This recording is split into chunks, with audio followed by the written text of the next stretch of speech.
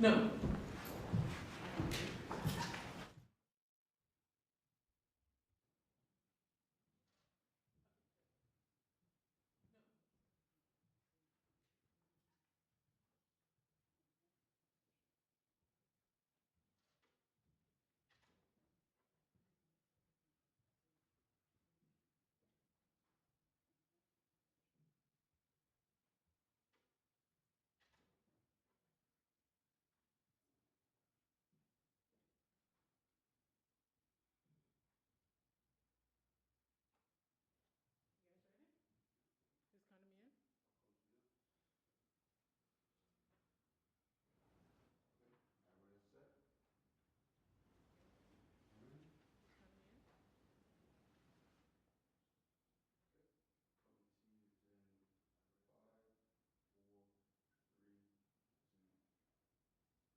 Good afternoon, ladies and gentlemen of the media. The Premier, the Honorable David Burt, JPMP, will give an update. Thank you.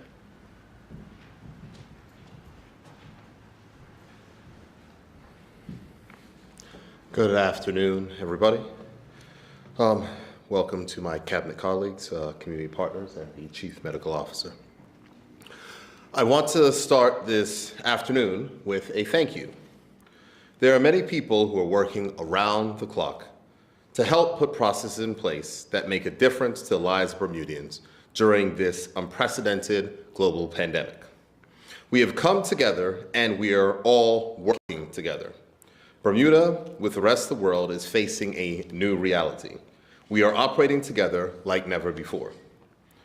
Our only references are hurricanes, where most of the time we know they are approaching and when they will hit.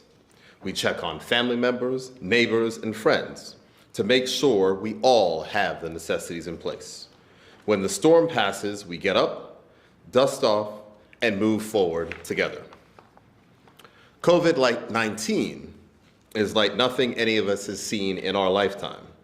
The work and preparations we are putting in place will carry us forward for weeks or even months. I honestly cannot state when this COVID-19 era will be over. What I can say is that we must all do our part. If we listen to the health guidance that has been given, if we practice social distancing, and if we wash our hands and stay at home, we can flatten the curve and make sure that our health service and our hospital is not overwhelmed. We each have a part to play, and I truly appreciate the effort by everyone who is helping to make a difference. I will begin my update with results from the Ministry of Health. There are additional testing results today. Since the last time that I was at this podium 2 days ago, there have been 30 additional test results that have been received. Out of those 30 test results, only one was positive for COVID-19, and the other 29 of the results received were negative. It is important to note that out of the 51 tests that have been conducted locally, only one person thus far has tested positive for COVID-19.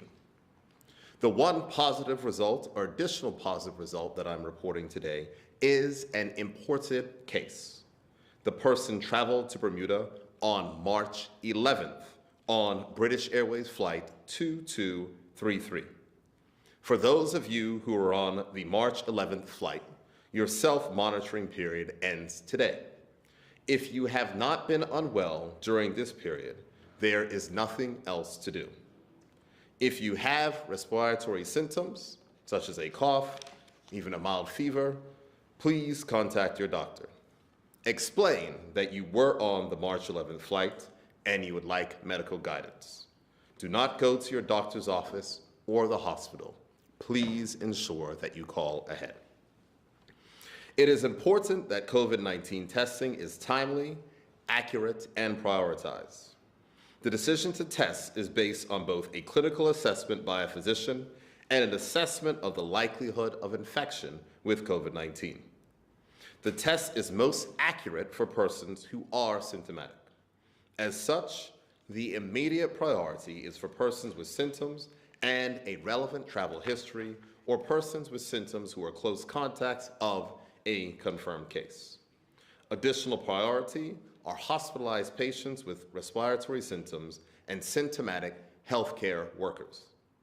All symptomatic persons should immediately self-isolate and contact their physician for an assessment to determine if COVID-19 testing should be done. It is important to remember that it is still flu season, and there are other conditions with similar symptoms of fever and/or cough. Our aim is to test those most at risk and to ensure that we obtain accurate results. Testing of asymptomatic persons could result in false negatives due to premature testing. In other words, testing a person without symptoms and getting a negative result does not rule out the possibility that they have COVID-19 and will become ill over the next few days. Thus, it can lead to a false sense of security. Contact tracing for COVID-19 aims to identify the persons who have had different levels of contact with each person diagnosed with COVID-19. Initial focus is on close contacts. Close contacts are those who have had face-to-face contact within 1 meter for more than 15 minutes or direct physical contact with the confirmed case. Casual contacts, or any contacts that have not had close contact, are also identified. Upon interviewing the person diagnosed with COVID-19, contacts are then advised based on their level of contact and whether or not they are experiencing any symptoms. All contacts should monitor their health and may be required to self-quarantine. It is absolutely vital for persons to comply with public health measures and to practice social distancing to prevent any possible community spread. We must recognize that there is a global shortage of masks, gloves, and other personal protective equipment that is needed to keep our healthcare professionals safe and healthy. You do not need a surgical face mask if you are healthy. You only need to wear a mask if you are taking care of a person with suspected COVID-19 infection. You may wear a mask if you are coughing or sneezing. Masks are effective only when used in combination with frequent hand cleaning with warm water and soap or an alcohol-based hand sanitizer. If you wear a mask, then you must know how to use it and to dispose of it properly. And if you are isolated and caring for someone at home with mild, confirmed, or probable COVID-19, then seek your doctor's advice for wearing personal protective equipment. Under the direction of the Minister of Public Works, the government is working with third sector organizations to provide support to Bermuda's most vulnerable. Many volunteer organizations have long-standing community outreach programs aimed at helping different vulnerable segments of Bermuda. These organizations rely on monetary donations, the time of volunteer and in-kind donations to provide these much-needed services, which include preparing meals, providing housing and shelter for the homeless, counseling, providing accommodation and places of safety for victims of physical and sexual assault, counseling for mental health, drug use addiction services, and the distribution of medicine. With the onset of this global pandemic, all of the existing community outreach programs have been impacted. Our first step was to identify the impact and determine what is required to maintain the level of community outreach that has come to be expected from already vulnerable persons. To complete this small, knowledgeable group of volunteers are coordinating with all of the volunteer agencies and religious organizations on the island. At present, we know that the following is being provided to the various vulnerable groups. 3,320 prepared meals are being delivered each week by 10 different community organizations. 44 persons being housed each night by 2 organizations. 665 mental health counseling sessions per month by 7 organizations, and 2 organizations providing drug use and addiction counseling services. 1 organization providing safety advice to victims of domestic violence and sexual abuse, and 5 organizations distributing medicine to 1,175 people. Once these community outreach programs have been stabilized, The next step is to understand what it will take to amplify these services by each of the voluntary organizations. The Ministry of Public Works will join this effort by providing personnel and transport resources to deliver these services in an efficient, timely, and safe manner. And I'd like to recognize the work of all of our community organizations and recognize with Myra Virgil, who is here from the Bermuda Community Foundation, who has been instrumental in assisting with these particular efforts. Thank you. On to the EMO and national security. As I have said and will continue to say, the self-quarantine measures that have been put in place are to protect everyone in Bermuda. Therefore, if you have been told to self-quarantine, then you must do it. The newly implemented community advisory points resulted in delays yesterday. But as I indicated, we believe that this situation can be greatly reduced if people who have no real reason to be on the roads would simply remain at home. The Royal Bermuda Regiment and the Bermuda Police Service will continue to carry out checks at community advisory points. We believe that these checks are having the desired effect in keeping persons at home. I will close with the issue of communications. The Department of Communications continues to look for ways to get information about COVID-19 to the public. Starting today for 2 hours each day between the hours of 12 and 1 p.m. and 5 and 6 p.m., Monday to Friday, there will be live content on the emergency broadcast station, 100.1. The government television station, CITV, currently covers all press conferences live and provides COVID-19 updates 6 times a day for 1 hour. All government press conferences are broadcast on the various cable providers' local channels, and you can also watch the press conferences live on CITV, Facebook, YouTube, and/or gov.bm. The communications team is working to make sure that every demographic in Bermuda has access to the information provided by government. Before I close to take your questions, yesterday I had mentioned the issue of employers that are requiring their staff to work at their offices when they have the capability to work from home. I advise persons that I will be asking the Attorney General to come up with additional regulations which will compel employers to allow their employees to work from home if there is no reason for them to be in their offices. Those regulations have not yet been completed, so I'll be giving a further update on those particular matters tomorrow. However, I will urge all employers, before the government takes the heavy-handed approach, if your staff can work from home, let them work from home. This is not a time to joke. This is not a time to play. We have seen many of our fellow overseas territories have had to enact stricter controls due to the fact that their corporate communities were not cooperating.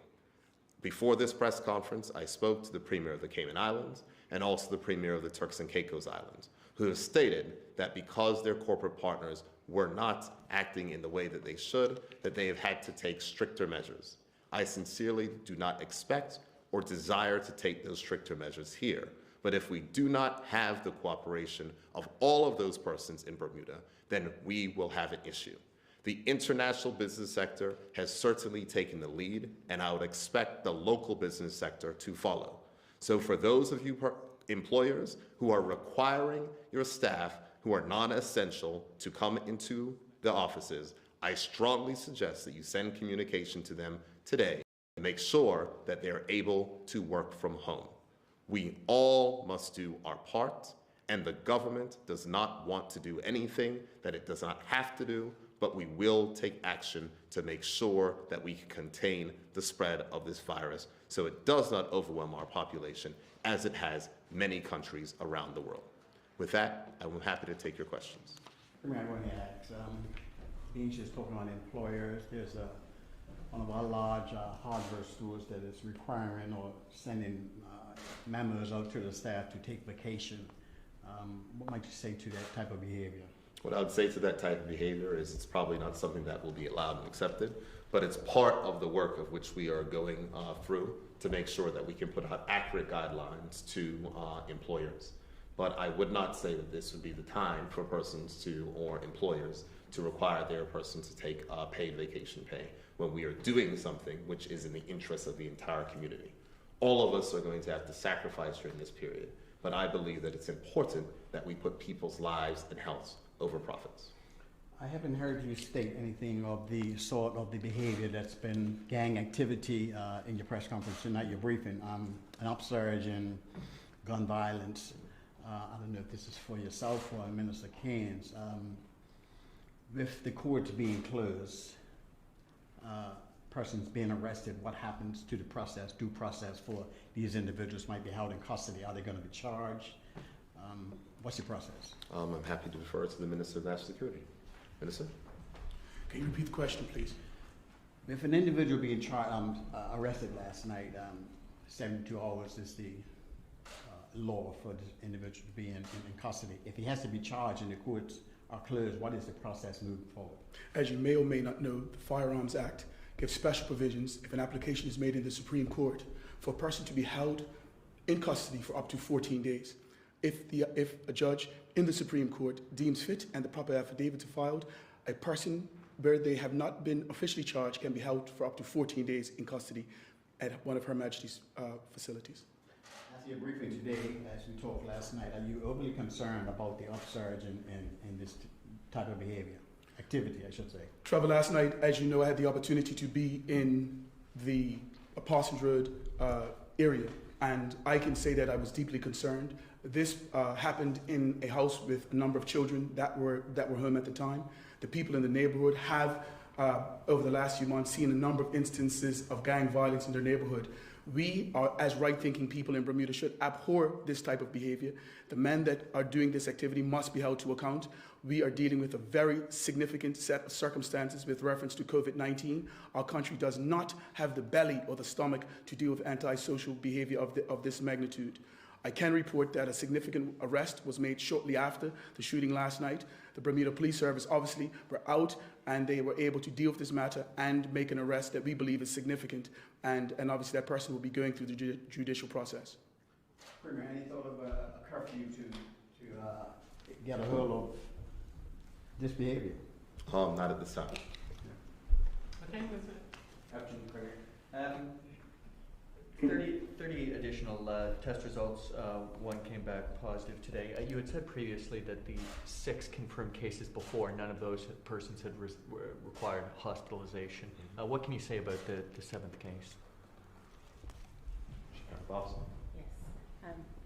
That individual also has not required hospitalization to my knowledge. I think that is the hope, that we can identify individuals in the community and allow them to be cared for appropriately in their homes and not have any impact on the hospital system, which is, as you know, quite limited and stretched in its capacity. Premier, for yourself or whoever's more appropriate. In the release that came out last night, you said that 30 samples had been collected on Tuesday, 1 test done on Monday. How many tests were performed today? Today was an off day for logistical reasons. The testing is now scheduled for Tuesdays, Thursdays, Saturdays, and Sundays. And there are processing and operational issues around the testing. It's important to make sure that individuals who are identified as needing testing are able to attend for the testing, because what we found is when we scheduled for same-day testing, there were spots that were not taken up. So it's really a practical consideration, and we're hopeful that Tuesday, Thursday, Saturday, and Sunday will work. And again, testing is only for individuals referred by their physician who've been identified as requiring it. Sure. Can we get an update on how many test kits are currently available for use in Bermuda? That number is not available to me right this moment, but it's somewhere less than 100 at the moment, and we're expecting a shipment of quite a few more. Test kits require reagents and also require swabs, so there are lots of pieces of medical equipment and items that need to be factored in when you look at what is the capacity for testing. So it's not a quick question if you wanted to know how many people can we test at the moment. We're anticipating that tomorrow, Thursday, there would be on the order of 30 or 40 tests done at that time, and that is an operational matter with regard to how readily we can have individuals come into the testing site and leave with some level of privacy, and also not rushing the staff in processing. If I can ask you to just go a little further on that, the next batch of tests, do we know how many is scheduled to arrive and when specifically they are scheduled to arrive? No. Can I just add? Yes. Thanks, Dr. Abel. Yeah, good afternoon. I've actually been in contact with Helix Lab, which is the lab, as you can appreciate, that we've spoken about previously, that is performing the PCR real-time testing here in Bermuda. And they've indicated that in addition to them sourcing further supplies with Public Health England, who are assisting all of the overseas territories, there is another lab that they've been in contact with in America who has indicated they've provided us with the lot number, so we're anticipating those to be shipped in due course. And there's yet a third stream that is being explored that we have made orders, that the lab has made a request and order from. So we're examining a number of options. We are anticipating receiving more hopefully by next week. But again, we've got Public Health England assisting with respect to that, as well as 2 other private labs in the United States to help us to acquire the necessary facilities that we require to continue the testing. Premier, okay to go a little bit. Good evening. No, hold on. Sorry, Gary. On the phone. Sorry. Premier, on Tuesday night, you mentioned that there was work still underway to provide a Delta flight to replace the one that I guess had been scrapped on Sunday. Is there an update you can provide on that? Very little update that I can provide this time. The information that has come to me is that Delta will not be putting back on a flight. That's what's come. There's still further negotiations and discussions. There's email traffic up to about 15 minutes ago, figuring out what exactly is going to take place there. We'll look to try to get an update out to the public tomorrow morning on that. We do need to reach back to the U.S. Consul General. We should remember that this was a request by the U.S. Consul General for repatriation of citizens from the United States, back to the United States. So this was a matter that they were particularly handling, but we're trying to close that particular circle, as we recognize that there were some persons who wanted to come home who were unable to do so due to that particular flight being canceled on that day. In the update yesterday, you talked about, and you touched on it tonight again, possible penalties for employers who don't allow workers to work from home. Is there any more you can provide on that now, or is that something best left for tomorrow? You said there's an update on that? Certainly. I don't want to get ahead of the legal items on that particularly, but I can just state on a very plain and simple matter. Given the amount of companies, whether it's our hospitality sector, whether it's our restaurant sector, whether it's our personal services and care sector, that have had to go through an incredible period of sacrifice at this moment, it is absolutely unconscionable to think that large local companies who have the capacity and the capability for their workers to work from home will require them to come into the office. That just doesn't make sense. If your staff can work from home, let them. I should not be getting complaints into my email box from employees saying that I can work from home, but my office will not let me work from home. And I'm not going to start naming and shaming people, but these companies know they are. And they are large local employers. Let your people work from home. I don't want to come down with the hammer of the law, but I'm happy to do so. It is simple. We are in an emergency situation. The Minister of Health has declared that this is a public health emergency. This is a global pandemic which is taking place. And the fact that they'll have employers that are still telling their staff, after there are community advisory points to the road, we have the regiment, we have the police, we have everyone else talking about non-essential services. The thought that people would be requiring persons who are non-essential to report to work is unfathomable. So those employers know who they are. And if you are in the public, and if you have an employer who is doing that, you are welcome to email me directly at premier@gov.bm. I will happily keep your information anonymous, but I will make sure that your employer is followed up on, because that is not what we are supposed to be doing during this point in time. And I promised yesterday we'll have an anonymous reporting form, and that form will be announced tomorrow. But I just cannot express it enough. Let your employees work from home. my final question for you, and thank you to everybody for being patient with me. Bermudians on cruise ships, I know that we had spoken before about there being a number of people who are still stranded. What update can you provide on that situation? Do you have the latest figures? Or do you want me to handle it? Off the top of my head, I don't actually believe that there's any real significant change. I think it's about 30 Bermudians overseas in total on cruise ships, some that are in the southern hemisphere, some that are coming back. A lot of these cruise ships have been denied boarding. I think there was a South American cruise where they were denied boarding in Brazil, or disembarking in Brazil, so they're heading back up to Florida. So these are all parts of the factors in which we're trying to assess regarding any return flights which we may ask to be offered by any of the airlines in consultation with the U.S. Consul General going forward.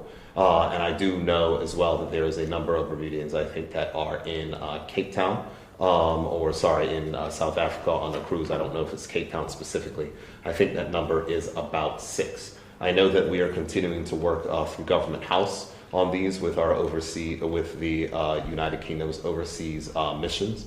You've asked about this question twice, Paul, and what I will ensure to do is that the next time that I'm standing here at this lectern that I'll have the full readout in front of me, so I'm not having to pull from my memory, so I can give you the full update. But I do recall reading an email on that earlier today. I do know that some of the passengers that were on that South American voyage were denied the ability to disembark in Brazil.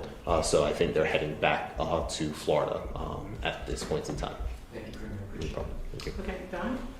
Yes, we talked about having the test done every other day. I know there was a gentleman today, he went to the hospital, but he tried to get a test done and he couldn't, and then he ended up collapsing and was taken to the hospital, and he's now in the isolation ward. The initial test came back for pneumonia, but they also tested him for COVID after he was there. Are we putting our citizens at danger? Have the conversation with their healthcare provider with regard to the symptoms that they're having, the possible risk factors that they may have had, and it's a clinical decision, but it is also a public health decision. It looks at the risk that someone might have been exposed to an individual who is a COVID-19 positive case. And that takes a lot of intuition as well as some level of scientific consideration. You have to look at what the risk factors are, where the person has been, who they've been involved with. So it's very, in a perfect world, we'd have an unlimited supply of tests, an unlimited supply of swabs, and anyone who had respiratory symptoms and had any reason to think that they might have been in contact with someone who had COVID-19 could be tested. Or even in a more perfect world, we'd be testing asymptomatic people, but that is not available now, and the tests that we have are limited, so we do have to prioritize. And I would say that the most important thing for the community to be aware of is that there are lots of reasons that an individual will take ill and need to be seen in an emergency room. COVID-19 is one reason, and it is important to have an assessment and a clinical oversight by a physician to determine who needs to be tested for COVID-19. Individuals can collapse for all manner of reasons, and being in close communication with a primary care physician is very important at this time. And another thing I will say while I have the attention is that individuals are really needing to make sure that they're taking care of their chronic medical conditions, because the last thing that we need is to have individuals with chronic conditions like diabetes or hypertension or kidney disease decompensating at a time when there is also influenza and COVID-19. So the more you can be well, stay at home, the better. This particular individual had traveled quite a bit prior to the airplane lockdown and had been unwell for 14 days. And the person who's related to him told me they didn't have a fever because they'd been taking Tylenol for some of their conditions, and they figured that the Tylenol was suppressing the fever, the temperature number. Yes, that can happen.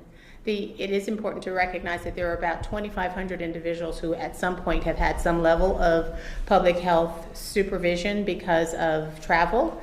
So again, the contact with primary care doctors, people who normally would look after you, is very important if you should take ill after having traveled. Can we get some sort of age band breakdown of the 7 confirmed individuals? Male, female ratio? Age group? That exists for sure, and to the extent that we can maintain people's privacy in this very intimate community, we will start to give some demographic breakdown in the future, certainly as the numbers get larger. But these are all adults.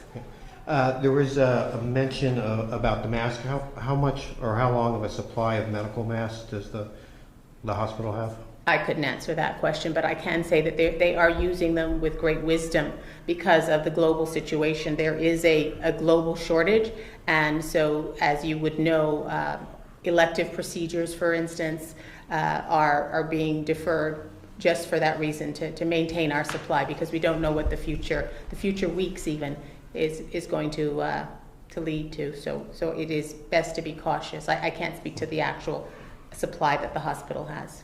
For each of the confirmed cases, how many tests will they need to take?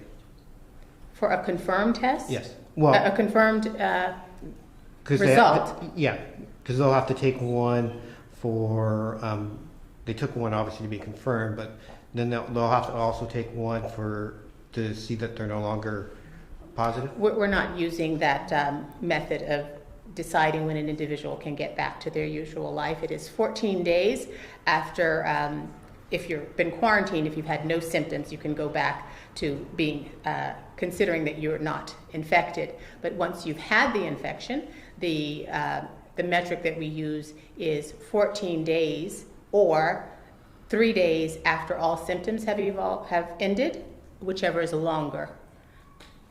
Minister Caines, with the... if I may, just for one thing, because I think that it's important to note. And the premise of your question, of course, Don, I will push back on it strongly about us endangering people's health, and I don't actually appreciate the way in which that was asked. But here, allow me to say this, and I think that it's very important to note. What the Chief Medical Officer said was testing collection. There's a difference between testing collection and the running of tests. So there's public health testing collection of where they run. The hospital's testing is prioritized. So if the hospital needs a test, it's not to say that those tests are only going to run every other day. And I think that's an important distinction to make. It's the collection points of where we're doing public and community collection, which is being done on an every other day basis right now, which was being done previously to manage the flow. So I think it's important to recognize that particular distinction. Okay, it's just the way that it was... I understand, and that's why I'm clarifying it for you as well. Okay. The hospital has priority, and if the hospital, these tests are extracted in the hospital, and if the hospital needs something done, I'm certain that they work out the way to make sure that happens. But we're talking about community testing that's happening, and the collection, which happens at a single point in time at the Hamilton Clinic. All right, thank you. While you're there, the people that were on the private jet, what day did they come in? That information was given previously in previous press conferences. March 8th. March 8th, okay. Yes, thank you. Minister Caines, on the checkpoints, how many people have been identified as being out when they should have been home? Do not have that information available at present. But there have been some people? I do not have that information available at this moment. Okay. All right. Joe, you have another question? I was going to ask, how many numbers are the numbers, those that are quarantined or self-isolation? Is it 800? Can you confirm or deny? Or has the numbers gone up or come down? I would say the numbers are changing every day. The numbers, however, are updated on the website all the time. The numbers that we have in front of us right now: self-quarantine with active monitoring, 34; self-quarantine with public health supervision, 1,464; self-monitoring with public health supervision, 898. And those are updated on the website on a daily basis. So as the periods end, of course, the mandatory self-quarantine period commence on, I want to say, mandatory self-quarantine period commenced on the 17th. So those numbers will not begin to go down until the 31st. My last question, for the garbage disposal that's on the side of the roads, how is the process going with that, Colonel? Are we making headway, especially Of in the course we're western making area? headway. We're virtually back to normal. I've been very encouraged by individual truckers in the country who have volunteered to go in their neighborhoods and pick up trash, led by C27, of course. And I can report that we are virtually back to normal. We have Bermuda Broadcasting on the phone. Go ahead, Gary. Thank you. Good evening, Mr. Premier. I just wanted to ask, in the US, New Jersey is seeing a sharp rise in coronavirus cases. Their neighbours in New York are seeing cases double every 3 days, according to Governor Andrew Cuomo. We have 2 container ships and a cargo plane bringing supplies to Bermuda from New Jersey. Firstly, how do you ensure that the crews which run these container ships and cargo planes don't inadvertently transmit the virus locally when in Bermuda? I'm happy to answer that question because these are things that have come before the Emergency Measures Organization, and these are things that have been under consideration for some time, as long as 3 weeks ago. And so there's procedures that have been put in place at all the ports to ensure that there is no transfer of issues when it comes to crews, and making sure that the social distancing on those particular levels are maintained. So on that particular level, that is something that was, I would say, identified as a risk early, and those issues have been being dealt with under a risk to have that risk properly managed for the last 3 weeks. In addition, on the stevedores, they're working split shifts to ensure that there's not cross-contamination from shifts in the case that there happened to be one person that either had local transmission or from somewhere else. But it's important to note, as the Chief Medical Officer stated before, that out of the 7 cases, that none of the cases that we've had positive thus far have required hospitalization. There are some cases that have fully recovered, and I think that it's important for us to note that we are doing a very aggressive testing, with 38 tests collected yesterday, which will be run through the system. So we're doing a significant amount of testing on island, and this is something that is important to note. Any further questions from the phone? I do have a further question.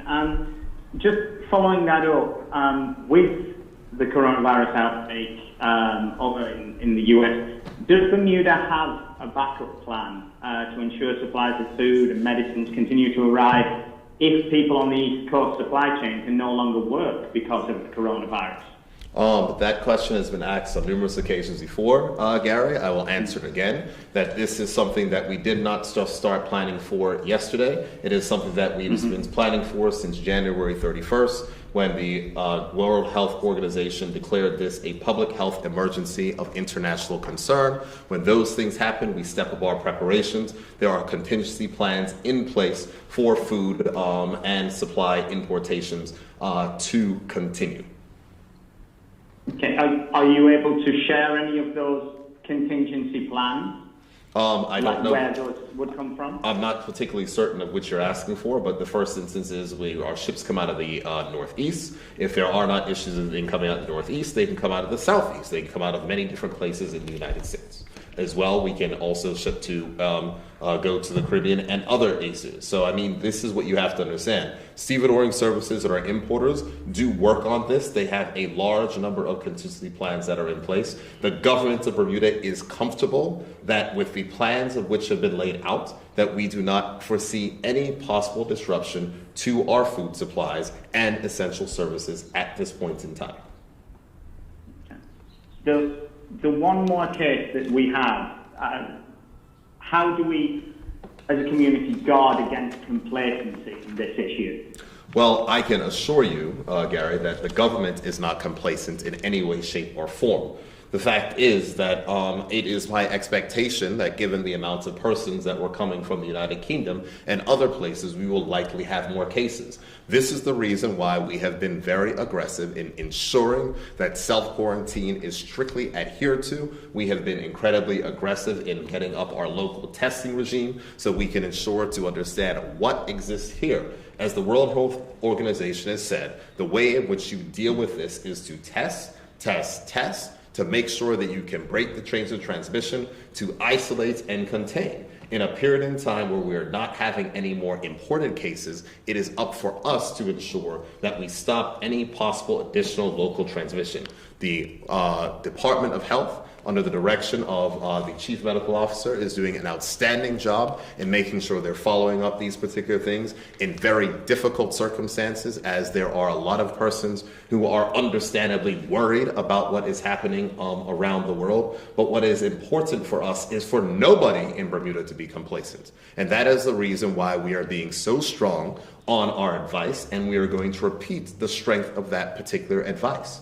It does not make sense to be complacent. We have to make sure at every single point in time we are washing our hands, maintaining our social distance, keeping our hygiene, and reducing the possibility for there to be any type of local transmission of this virus, so that we can make sure we beat it and do our best to maintain a sense of normalcy as quickly as possible. But as I said in my initial statements, I don't know when this will end.